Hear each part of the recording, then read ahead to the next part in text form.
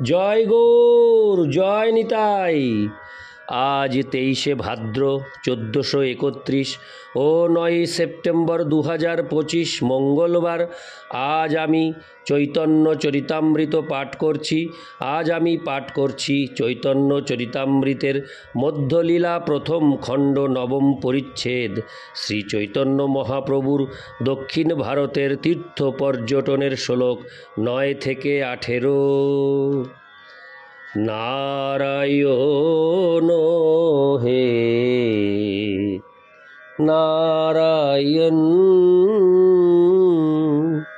ভবভয় হরণম নারায়ণ।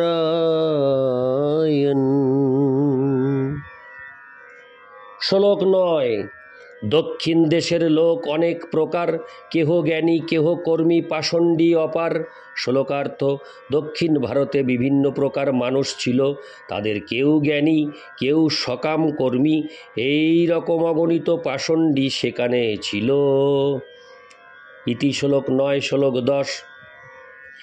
সেই সব লোক প্রভুর দর্শন প্রভাবে, নিজ নিজ মত ছাড়ি হইল বৈষ্ণবে।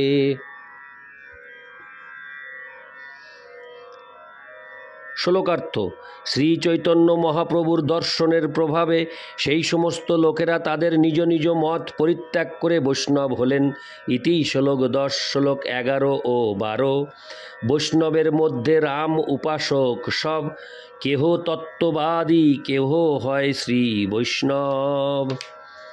সেই সব বৈষ্ণব মহাপ্রভুর দর্শনে কৃষ্ণ উপাসক হইল লয় কৃষ্ণ নামে। শ্লোকার্থ: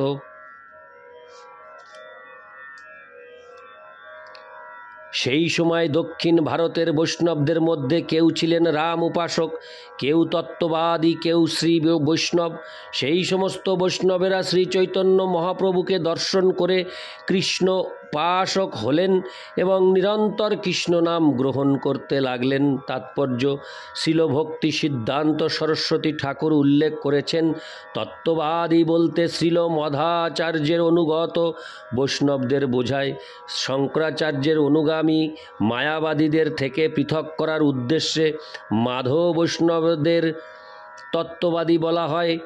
কেবলাদ্বৈতবাদের কুযুক্তি পুষ্ট নির্বিশেষ পরব্রহ্মবাদ তত্ত্ববাদী আচার্যগণ নিরসন করে ভগবত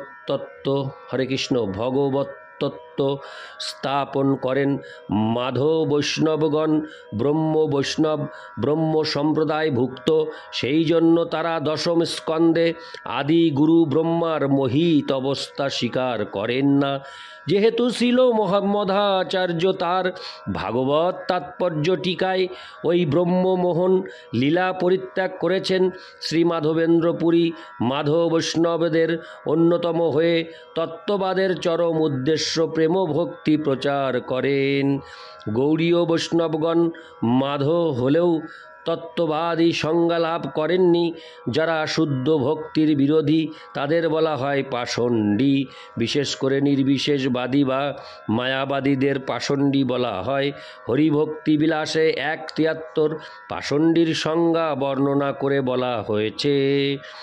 যস্তু নারায়ণং দেবং ব্রহ্মরুদ্রাদি দৈবতৈ সমত্তেনৈব বিখ্যেত সপাষণ্ডী ভবেদ ধ্রুবম। যে ব্যক্তি পরমেশ্বর ভগবান নারায়ণকে ব্রহ্মা রুদ্র আদি দেবতার সমান বলে মনে করে সে পাষণ্ডী। ভক্ত কখনোই ভগবান নারায়ণকে ব্রহ্মা অথবা শিবের সমপর্যায়ভুক্ত বলে মনে করেন না। তত্ত্ববাদীরা শ্রীকৃষ্ণ উপাসক হলেও এবং শ্রী বৈষ্ণবেরা লক্ষ্মীনারায়ণের উপাসক হলেও উভয়ের মধ্যেই শ্রীরামচন্দ্রের উপাসনার প্রবলতা দেখা যায়। অধ্যাত্ম রামায়ণ নামক গ্রন্থের 12, 13, 14 এবং 15 অধ্যায়ে মূল শ্রীরাম সীতার মূর্তির কাহিনী এইভাবে লিখিত আছে। কোনো ব্রাহ্মণ প্রতিজ্ঞা করেন যে শ্রীরামচন্দ্রকে প্রত্যহ দর্শন না করে তিনি কোনো দ্রব্য ভোজন করবেন না। এক সময় শ্রীরামচন্দ্র কার্যগতিকে সপ্তাহকাল প্রজা সমক্ষে আসতে সমর্থ হননি।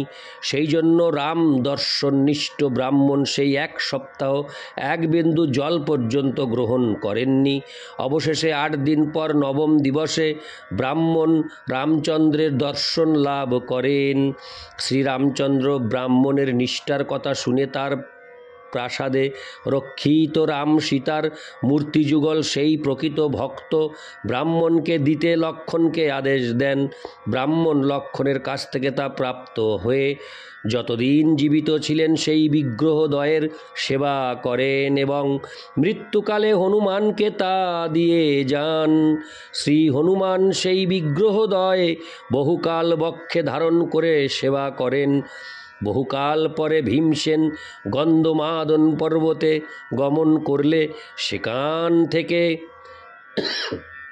হরে কৃষ্ণ বিদায় গ্রহণের সময় ওই বিগ্রহদ্বয় হনুমান ভীমসেনকে প্রদান করেন। ভীম রাজপ্রাসাদে তা যত্ন সহকারে সংরক্ষণ করেন। পাণ্ডব বংশীয় শেষ রাজা ক্ষেমাকান্তের কাল পর্যন্ত ওই বিগ্রহদ্বয় রাজপ্রাসাদে সেবিত হন। পরে তা উড়িষ্যার গজপতি রাজাদের কাছে আসেন এবং তাদের রাজকোষে সংরক্ষিত ছিলেন। শ্রী মধ্বাচার্য তার শিষ্য শ্রী নরহরি তীর্থপাতকে রাজকোষ থেকে সেই মূল রাম সীতার বিগ্রহ সংগ্রহ করে সেবা করার অনুমতি দেন। এই রাম সীতা বিগ্রহ ইক্ষ্বাকু রাজার সময় থেকে সূর্যবংশীয় রাজাদের প্রাসাদে রক্ষিত হয়ে রামচন্দ্রের জন্মের পূর্ব থেকে দশরথ কর্তৃক সেবিত হতেন। পরে লক্ষ্মণ তাদের সেবা করতেন। তারপর রামচন্দ্রের আদেশে লক্ষ্মণ উক্ত ব্রাহ্মণকে তা অর্পণ করেন। শ্রী মধ্বাচার্য তার তিরোভাবের 3 মাস 16 দিন পূর্বে ওই বিগ্রহদ্বয় প্রাপ্ত হয়ে উডুপি গ্রামের মূল মঠ উত্তর রাঢ়ী মঠে স্থাপন করেন। সেই থেকে শ্রী মাধো আচার্যগণ তার অধিকারী আছেন। শ্রী রামানুচার্যের অনুগামী শ্রী বৈষ্ণবেরা সীতারামের উপাসনা করেন। তিরুপতি এবং অন্যান্য স্থানে শ্রীরামমূর্তি রামানুজ সম্প্রদায়ের বৈষ্ণবদের দ্বারা পূজিত হচ্ছেন। রামানুজীয় সম্প্রদায় থেকে উদ্ভূত রামানন্দী রামাত বা জিমায়েত সম্প্রদায়ে শ্রীরাম সীতার উপাসনা প্রবলভাবে প্রতিষ্ঠিত আছে।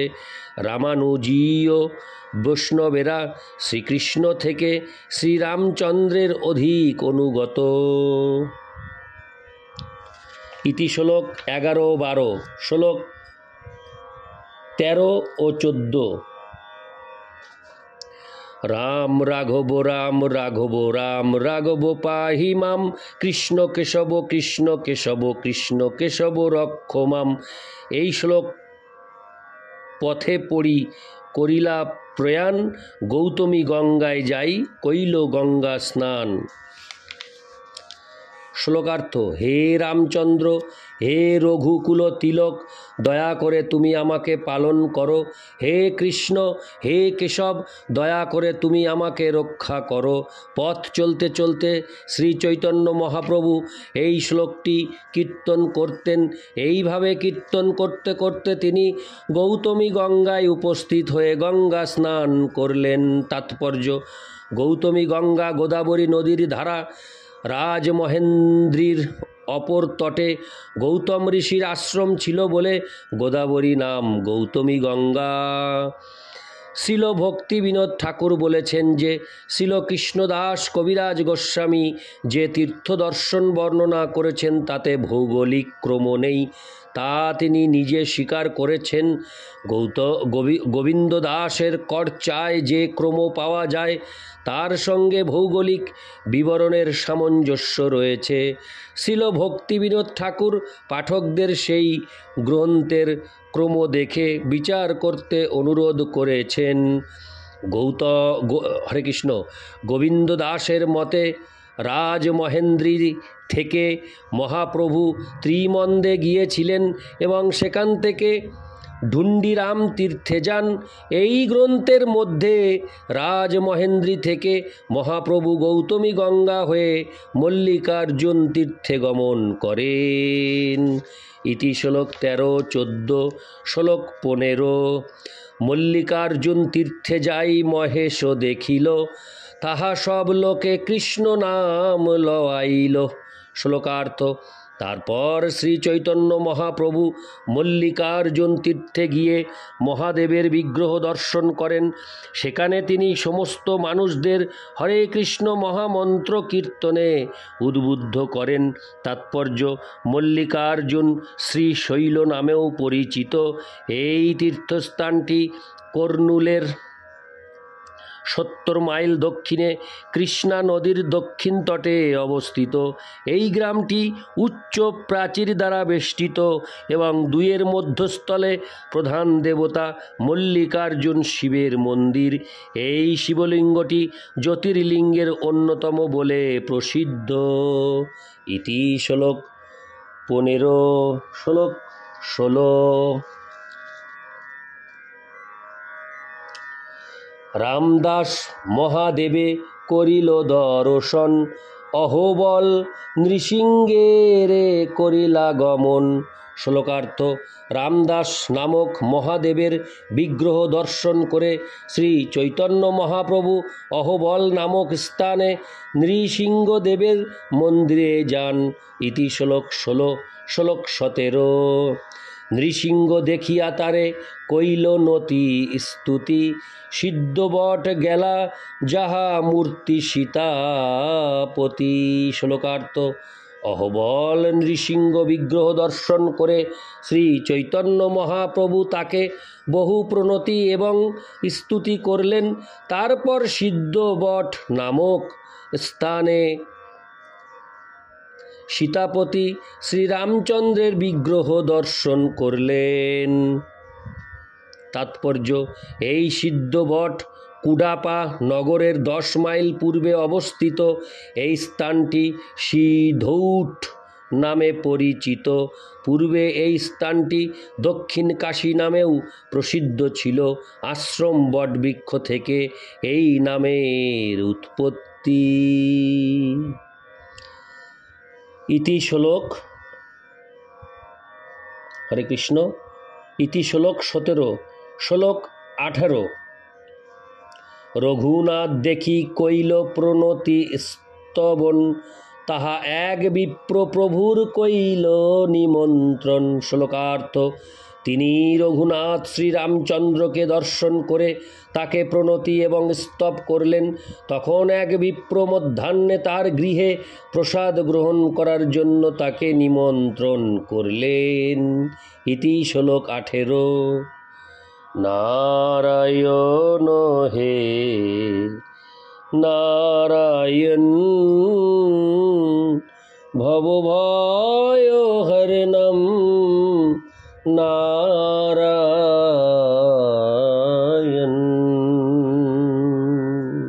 জয় গৌর, জয় নিতাই।